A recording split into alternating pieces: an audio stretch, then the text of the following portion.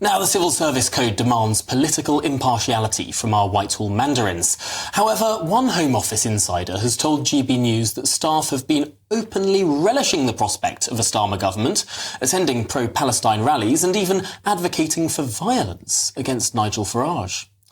Well, our US correspondent Stephen Edginton has got hold of this story. And Stephen, this is your story. What exactly have they told you? Well, Tom, it's not just one Home Office civil servant. Actually, two Home Office civil servants got in contact with me to tell GBNews that their colleagues have called for violence against Nigel Farage. And I can't specify the type of violence, but it's incredibly serious to the extent I would say it's criminal. But I'm concerned about protecting my sources. It is incredibly extraordinary that Home Office civil servants discuss openly this kind of intimidation.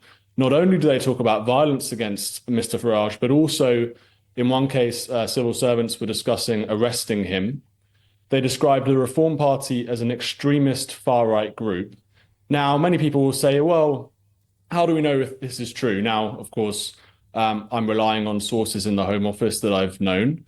I've done a lot of reporting over the years on the civil service. I know many, many people within government, within various departments, and I am 100% certain that this happened. And I know that these colleagues in the Home Office said these incredibly controversial, to the point that, as I said earlier, perhaps even criminal comments internally. Now, Stephen, some people might say that the Home Office employs thousands upon thousands upon thousands of people. Not everyone is in a critical role. Some people are in fairly menial roles. Some are not anything to do with policy or indeed anything operational at all. How seriously should we be taking this if it turns out to be low level? I think we should be taking it seriously. The people that I know in the Home Office work in migration policy and on migration issues.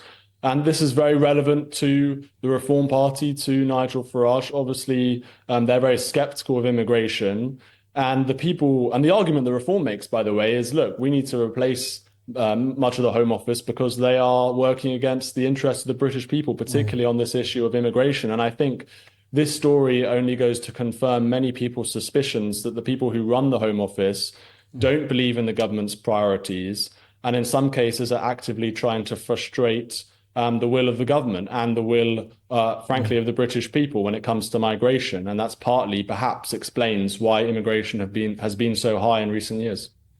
Stephen, when people today talk about the civil service resisting government policy or use words akin to some sort of deep state, as the United States might say, or in this country, perhaps institutional resistance, they're talked of as if they're sort of cranks or loonies or completely out of the mainstream. And yet, I seem to remember there was a rather popular BBC sitcom in the 1980s that was describing exactly that, the institutional resistance of the civil service. Indeed, we get the phrase Sir Humphrey from the wonderful series.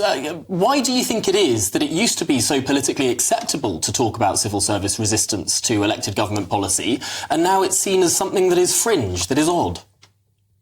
Because of politics. And the people who are criticising the civil service now tend to come from more conservative backgrounds, particularly in the United States, where you've got Donald Trump talking about the deep state.